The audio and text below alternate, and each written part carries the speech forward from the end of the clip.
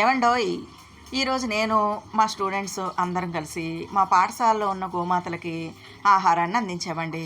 ఎందుకంటే పిల్లలకి చదువుతో పాటు జీవకారుణ్యం కూడా నేర్పించాలండి.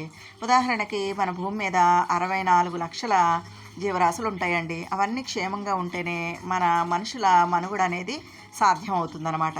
కాబట్టి సకల ప్రాణుల్ని దయతో చూడాలి అనే భావన నేర్పించడం కోసం ముఖ్యంగా గోమాతల్ని సంరక్షించుకోవాల్సిన బాధ్యత ముందు తరాలకి ఉంది కాబట్టి గోమాత యొక్క గొప్పతనాన్ని తెలియజేసే ఉద్దేశంతో గోమాతలకి ఆహారాన్ని అందించడం జరిగిందండి. ఎందుకంటే సకల దేవతా స్వరూపం గోవు అన్నమాట. గోమాతను మనం భక్తి శ్రద్ధలతో పూజించడం వల్ల, అంకిత భావంతో సేవించడం వల్ల సమస్త దేవతలను ప్రత్యక్షంగా ఆరాధించిన ఫలితం కలుగుతుందండి. మహా తపోశక్తి కలిగినటువంటి మహర్షులకి సమానమైంది గోవు అని మన పురాణాలు కూడా చెబుతున్నాయి అన్నమాట. మహర్షుల్లో చవన మహర్షికి ప్రత్యేకమైన స్థానం ఉందండి. నీటిలో ఆయన ఎప్పుడూ తపస్సు చేసుకుంటూ ఉండేవారంట. ఒకసారి కొంతమంది జాలర్లు విసిరిన వల్ల ఆయన పడతారు. తమ అపరాధానికి మన్నించవలసిందిగా ఆ జాలర్లు ఆయన్ని కోరతారు.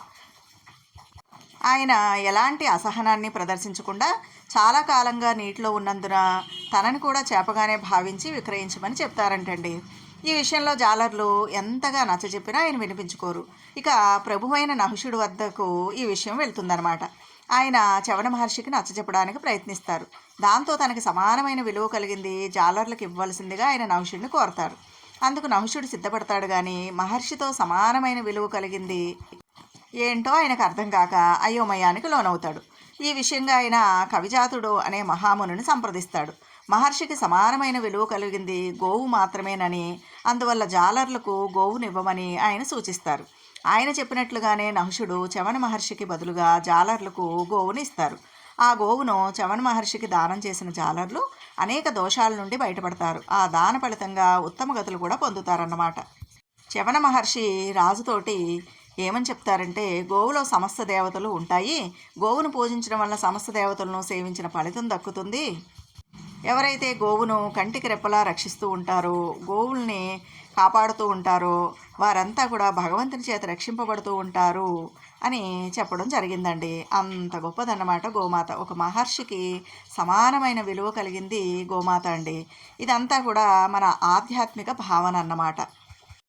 ఇకపోతే మనం సైంటిఫిక్గా ఆలోచించినట్లయితే ఆవు పాలు, ఆవు పెరుగు, ఆవు నెయ్యి, ఆవు పంచకం, ఆవు పేడ ఇవన్నీ కూడా ఔషధాలమయం, ఆరోగ్యప్రదం, ఐశ్వర్యప్రదం అండి. మరి ఇవి మనకు మాత్రమే కాకుండా సకల మానవాళికి, ఇంకా సకల జీవరాశికి, భూమాతకి, ప్రకృతికి ఎంతో మేలు చేసేటటువంటి గుణాలు కలిగినదనమాట. అందుకని ఇలాంటి గోవుని సంరక్షించుకోవడం వల్ల మనం అందరం కూడా ఆరోగ్యంగా ఉంటాం, ముందు తరాలు ఆరోగ్యంగా ఉంటారు, మన భూమాతకి, పర్యావరణానికి మేలు జరుగుతుంది. కాబట్టి ఈ విషయాన్ని పిల్లలకి తెలియజేయాలి అనే ఉద్దేశంతో మరి పిల్లలతోటి గోమాతలకి ఆహారాన్ని పెట్టించడం జరిగిందండి. కాబట్టి ఈ వీడియో పూర్తిగా చూసి షేర్ చేయండి, లైక్ చేయండి, సబ్స్క్రైబ్ చేయండి.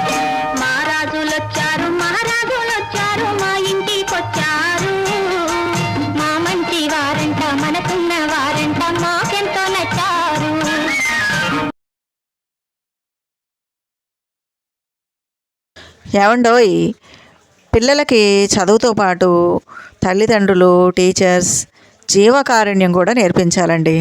మరి అసలు జీవకారుణ్యం అంటే ఏంటంటే, భగవంతునిపై భక్తి కలిగి ఉండి జీవరాశుల పట్ల మాత్రం ద్వేషం, నిర్లక్ష్యం కలిగి ఉంటే ఆ భక్తికి అర్థం లేదండి. అది మనం భగవంతుని పట్ల అపచారం చేసినట్లు అవుతుంది. ఇది నా మాట కాదండోయ్, ఉపనిషత్తుల వాక్యం అన్నమాట. ఏ జీవిని తిరస్కరించినా, బాధించినా అది భగవంతునిపై మనం నిర్లక్ష్యం చూపించినట్లు, అపచారం చేసినట్లు అవుతుందన్నమాట. ఎందుకంటే ఆ భగవంతుని సృష్టిలో అన్ని జీవులు, అన్ని ప్రాణులు సమానమేనండి. ప్రతి ప్రాణి కూడా, సకల జీవరాశులు కూడా ఆ భగవంతుని స్వరూపమే అని భావించాలన్నమాట. అలా మనం భావించిన రోజున ఈ సమస్త జీవరాశికి కూడా రక్షణ అనేది దొరుకుతుందన్నమాట. అందుకే పిల్లలు పెద్దలు అందరూ కూడా సకల జీవుల పట్ల భూతదయ కలిగి ఉండాలండి. దీన్నే జీవకారుణ్యం అని అంటారనమాట. మరి దీని గురించి భగవద్గీత కూడా స్పష్టంగా చెప్పిందండి. దైవ కార్యాలు ఆచరించేవారు, దైవ తత్పరులై ఉండేవారు, దైవ భక్తులు, ఇంకా సకల ప్రాణుల పట్ల భూతదయ కలిగిన వారు, వీరందరూ కూడా భగవంతుని కరుణను పొందగలరు అనేది గీతావాక్యం అండి. సమస్త జీవకోటిని ప్రేమించాలని, అందరి పట్ల దయ కలిగి ఉండాలని గ్రహించి ఆ విధంగా మనం నడుచుకోవాలన్నమాట. ఇవన్నీ కూడా పెద్దవాళ్ళు ఆచరిస్తూ పిల్లలకు కూడా తప్పనిసరిగా నేర్పించాలండి. అప్పుడే మానవ జీవితానికి అర్థం పరమార్థం అన్నమాట. ఒక ఉదాహరణ మనం తీసుకున్నట్లయితే శ్రీకృష్ణుడికి ప్రాణమిత్రుడు సుధాముడు అండి. సుధాముడు శ్రీకృష్ణుడిని 3 కోరికలు కోరుకుంటాడనమాట. అందులో ప్రధానమైన కోరిక ఏంటంటే అంతులేని భూతదయను నాకు ప్రసాదించు అని కోరుకుంటాడండి. ఎందుకంటే అంతులేని భూతదయ ఎవరికైతే ఉంటుందో వాళ్ళు భగవంతుని దయకు పాత్రలు అవుతారనమాట. అందుకే ఆయన ఆ కోరికను ఆ విధంగా కోరుకున్నాడనమాట. ఇంకా మనం రామాయణంలో చూసినట్లయితే శ్రీరాముడు కరుణామయుడని, జీవకారుణ్యం కలిగిన వాడని మనకి రామాయణం చెబుతోందండి. ఉదాహరణకి సీతాదేవికి ఆయన అగ్ని పరీక్ష పెడతారు. ఆ అగ్ని పరీక్ష అయిపోయిన తర్వాత అగ్నిదేవుడితో పాటు దేవతలు కూడా ప్రత్యక్షమవుతారండి. అందరితో పాటు ప్రత్యక్షమైనటువంటి ఇంద్రుడు శ్రీరాముణ్ణి ఏం వరం కావాలో కోరుకో అని అడుగుతారంటండి. అడిగితే రాముడు ఏం కోరుకుంటాడంటే తన గురించి కోరుకోకుండా తన సైన్యంలో ప్రాణాలు కోల్పోయినటువంటి వానరులు ఉన్నారు కదా, వాళ్ళందరినీ తిరిగి బతికింపు చేయమని అడిగాడంటండి. ఇంకా ఆ వానరులు ఎక్కడ ఏ ప్రదేశంలో నివసించినా అక్కడి వృక్షాలన్నీ కూడా ఫలభరితాలై ఉండేటట్లు చేయమని కూడా ప్రార్థించాడంట. ఎందుకంటే ప్రతి ప్రాణికి కూడా ఈ భూమి మీద జీవించే హక్కు ఉందన్నమాట. బాధ, ప్రాణం మీద తీపి, ఇవన్నీ కూడా ఎవరికైనా ఒకటేనండి. మరి చెట్లకు సైతం బాధ ఉంటుందని, ప్రాణం ఉంటుందని, అవి కూడా మనలానే వింటాయని, ఆలోచిస్తాయని, వాటికి కూడా ప్రాణం ఉందని సైన్స్ కూడా నిరూపించడం జరిగిందండి. ఒక చెట్టు కొమ్మ మీద క్రౌంచ పక్షుల జంట ఆనందంగా ఉన్న సమయంలో ఒక వేటగాడు బాణాన్ని వదులుతాడు. అది మగపక్షి దేహంలో దిగబడి ఆ పక్షి విలవిలా కొట్టుకుంటూ నేల మీద పడి చనిపోతుంది. ఆడపక్షి ఆ మగపక్షి బాధను భరించలేక, విరహాన్ని భరించలేక ఆ పక్షి కూడా అక్కడికక్కడే చనిపోతుందన్నమాట. ఈ విషాద సంఘటన వాల్మీకి హృదయాన్ని కదిలించి వేసిందండి. చేసిన పాపానికి మనశ్శాంతి కోల్పోయి అలమటించమని వాల్మీకి మహర్షి వేటగాడిని శపిస్తాడు. ఇంకా ఆయన శోకంతో ఉన్నటువంటి సమయంలో ఆ శోకం నుండి ఒక శ్లోకం ఉద్భవించి రామాయణ మహాకావ్యానికి శ్రీకారం చుట్టిందనమాట. ఇంకా మనకి ఒకసారి సీతారాములు సుతీక్ష్ణ మహాముని ఆశ్రమానికి వెళ్తారండి. అప్పుడు సీతాదేవి తన భర్తకి ఆవిడ ఒక సలహా ఇస్తుందన్నమాట. నాథ, పరమ పురుషులను వేధిస్తూ ఉన్న రాక్షసులను వధించడం కోసం మాత్రమే ధనస్సు చేతపట్టడం అనేది సహజం, సబబైన విషయమే. కానీ జీవకారుణ్యానికి ఆలవాలమైనటువంటి ఋషి ఆశ్రమాల్లో మీరు ధనుస్సును ధరించడం వల్ల అమాయక మృగాలకి ఆపద కలుగుతుంది, అనవసరంగా చంపాలనే తలంపు కూడా కలగవచ్చు. అగ్నికి అతి దగ్గరగా ఇంధనాన్ని ఉంచడం వల్ల ఎవరి ప్రమేయం లేకుండానే అది ప్రజ్వరిల్లినట్లుగా మీ చేతుల్లో ఈ ధనస్సు ఉంటే ఎప్పుడైనా అవసరం ఉన్నా లేకున్నా ఉపయోగించాలనే ఆలోచన రావచ్చు. అది ఋషి వాటికల్లో ఉండే అమాయక ప్రాణులకు హాని చేయవచ్చు. కాబట్టి ధనుర్బాణాలని పక్కకు పెట్టండి, వాటిని ఉపయోగాన్ని నియంత్రించండి అని సలహా ఇచ్చిందంటండి. శ్రీరాముడు ఋషి ఆశ్రమాలకు వెళ్ళేటప్పుడు ధనుర్బాణాలు లేకుండా వారిని దర్శించేవాడట. ఇంకా బుద్ధుడు కూడా ఆయన బోధించినటువంటి పంచశీలలో మొట్టమొదటిది ఏంటంటే హింస చేయవద్దనండి. అహింసతో కూడినటువంటి జీవితం ప్రతి మనిషికి అవసరం, ప్రతి మనిషికి జీవకారుణ్యం ఉండాలి అనేటటువంటి ధర్మాన్ని కూడా బుద్ధుడు బోధించడం జరిగిందనమాట. ఇకపోతే మన పురాణాలు, కావ్యాల్లో కూడా చాలా రకాల పక్షులు కీలక పాత్రను నిర్వహించడం జరిగింది. శ్రీమద్ రామాయణం అవతరణకి క్రౌంచ పక్షి దంపతుల వియోగం కారణమైందండి. సీతను అపహరించి తీసుకుపోతున్న రావణాసురుడిని ఎదుర్కొని పోరాడి ప్రాణాలు కోల్పోయింది జటాయువు అనేటటువంటి పక్షి.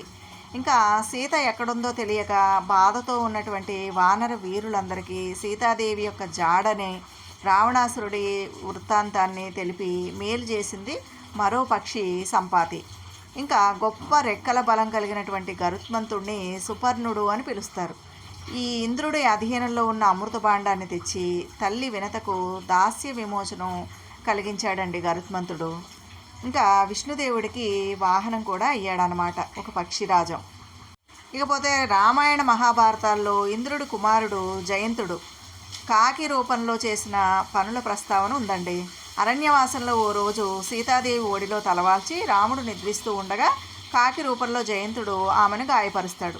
రక్తం కారి రాముడు ముఖంపై పడుతుంది. మేలుకున్న రాముడు కోపంతో ఒక దర్భను కాకిపై బ్రహ్మాస్త్రంగా ప్రయోగిస్తాడు. అది శరణు వేడుకోగా రామబాణం వ్యర్థం కాకూడదు కనుక కాకి కుడి కంటి చూపు కోల్పోయేలా చేస్తాడు. అందుకే కాకి ఒకేసారి 2 కళ్ళతో చూడలేదు అని చెప్తారు. మహాభారతంలో కాలవృక్షేయుడనే ముని క్షేమదర్శుడనే రాజుకు స్నేహితుడు. ఆయన ఒక కాకిని పంజరంలో ఉంచుకుని రాజ్యమంతా పర్యటించి వచ్చి తాను చూసిన ప్రజల కష్టాలను, మంత్రులు ప్రజల్ని పెడుతున్న బాధల్ని కాకి ద్వారా వినమని రాజుకు చెప్తాడు. అది తెలిసి ఒక మంత్రి ఆ రాత్రి పంజరంలోని కాకిని చంపేస్తాడు. రాజుకు విషయం తెలిసి వంచకులైన మంత్రుల్ని శిక్షించి సవ్యంగా పరిపాలిస్తాడు. ఇంకా ఒకసారి ఒక వేటగాడు పక్షుల్ని వేటాడుతూ కుంభవృష్టిలో చలికి వణికిపోతూ ఓ చెట్టు కింద కూలబడిపోయాడు. అదే సమయంలో ఆహారం కోసం బయటకు వెళ్ళినటువంటి ఆ చెట్టు మీద ఆడపక్షి తిరిగి వస్తూ వేటగాడికి దొరికిపోయింది. తన కోసం విలపిస్తున్న మగపావురాన్ని చూసి వేటగాడు దుస్థితి చెప్పి అతనికి ఆతిథ్యం ఇవ్వమంది. మగపక్షి ఎండు పుల్లలు తెచ్చి మంట పెట్టి వేటగాడు చలి కాచుకుని ఏర్పాటు చేస్తుంది. తర్వాత తన మాంసం తిని ఆకలి తీర్చుకోమంటూ ఆ మంటల్లో దూకుతుంది. ఇది చూసిన వేటగాడు మనసు కరిగి పంజరంలో ఉన్న పక్షులన్నిటినీ వదిలిపెడతాడు. భర్తను కోల్పోయిన ఆడపక్షి తాను మంటల్లో పడి మరణిస్తుంది. శాంతి పర్వంలోని ఈ కథ ఆదర్శవంతమైనటువంటి త్యాగమయ కథ అండి. ఈ విధంగా ఎన్నో రకాల జంతువులు, పక్షులు రామాయణ మహాభారత కాలం నుండి కూడా మనుషులతోటి మమేకమై జీవించాయన్నమాట. కాబట్టి మన చుట్టూ ఉండేటటువంటి సకల జీవుల పట్ల తప్పనిసరిగా పక్షులు, జంతువులు, సకల జీవరాశి పట్ల జీవకారుణ్యాన్ని తప్పనిసరిగా చూపించాలన్నమాట. కాబట్టి చదువుతో పాటు ఇలాంటి విషయాల పట్ల కూడా పిల్లలకి తప్పకుండా అవగాహన కలిగించాలండి. అలా కలిగిస్తే గనక నా చిన్ని పొజ్జకు శ్రీరామరక్ష అన్నట్లు కాకుండా పిల్లలు ఈ విధంగా మంచి పనులు చేయడం చిన్నతనం నుంచి నేర్చుకుంటారనమాట. ఇకపోతే ఆవుకి ఆహారం పెట్టడం వల్ల నవగ్రహాలు శాంతిస్తాయని, గ్రహ బాధలు తొలుగుతాయని చెప్తూ ఉంటారండి. ఉదాహరణకి గోమాతలకు నానబెట్టిన శనగలు తినిపిస్తే ఆధ్యాత్మిక చింతన లభించి సన్మార్గంలో నడుస్తారట. మనకు ఎవరైనా శత్రువులు ఉంటే గోమాతలకు దోసకాయలు పెడితే శత్రు నివారణ జరుగుతుంది. గోమాతలకు బెండకాయలు తినిపిస్తే మనోస్థైర్యం పెరుగుతుంది. ఏ పని చేయడానికైనా కావలసినంత ధైర్యం వస్తుంది. బాగా అప్పులో ఉన్నవారు నానబెట్టిన కందులు తినిపిస్తే రుణ విముక్తి చెందుతారు. ఇంకా కుటుంబంలో కలహాలు ఉన్నవారు, కుటుంబ సభ్యులతో గొడవలు పడేవారు పచ్చి శనగలు తినిపిస్తే గోమాతలకు మంచి ఫలితం ఉంటుంది. పిల్లలు విద్యారంగంలో ఎదగాలంటే వారి తల్లిదండ్రులు గోమాతలకు నానబెట్టిన పొట్టు పెసరపప్పు తినిపించాలి. గోమాతలకు నానబెట్టిన ఛాయ పెసరపప్పు పెడితే ఇంద్రియ నిగ్రహం కలుగుతుంది.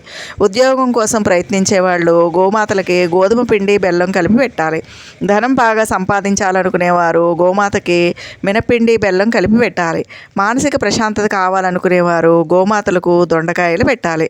గోమాతలకు అరటి పండ్లు తినిపిస్తే ఉన్నత పదవి పొందుతారు. సంతానం కోసం ఎదురు చూసేవారు గోమాతలకు వంకాయలు తినిపిస్తే ఫలితం ఉంటుంది. వ్యాపారంలో అభివృద్ధి కోరుకునేవారు గోమాతలకు క్యారెట్లు పెట్టాలి. నరఘోష ఉన్నవారు గోమాతలకు బంగాళదుంపలు తినిపించాలి. వివాహం కానివారు గోమాతలకు టమాటాలు పెట్టాలి. గోమాతకు బీట్రూట్, పాలకూర తినిపిస్తే ధనవంతులవుతారు, ఐశ్వర్య ప్రాప్తి కలుగుతుంది. గోమాతకు నానబెట్టిన మినుములు పెడితే ఆత్మవిశ్వాసం లభిస్తుంది. గోమాతకు నానబెట్టిన కందులు పెడితే కోపం తగ్గుతుంది. తోటకూర, బెల్లం కలిపి గోమాతకు పెట్టిన మానసిక ప్రశాంతత పొందవచ్చు. గోమాతలకు నానబెట్టిన గోధుమలు పెడితే కీర్తి, పట్టుదల లభిస్తాయి. నానబెట్టిన బొబ్బర్లను గోమాతకు పెడితే ధనాభివృద్ధి కలుగుతుంది. గోమాతలకు నానబెట్టిన ఉలవలు పెడితే వృత్తిలో నిలకడ లభిస్తుంది. చూశారు కదండి, గోమాతలకి ఆహారం తినిపిస్తే మనకి ఇన్ని లాభాలు ఉంటాయన్నమాట. ఎందుకంటే గోవు సాక్షాత్తు సర్వదేవత స్వరూపం అండి.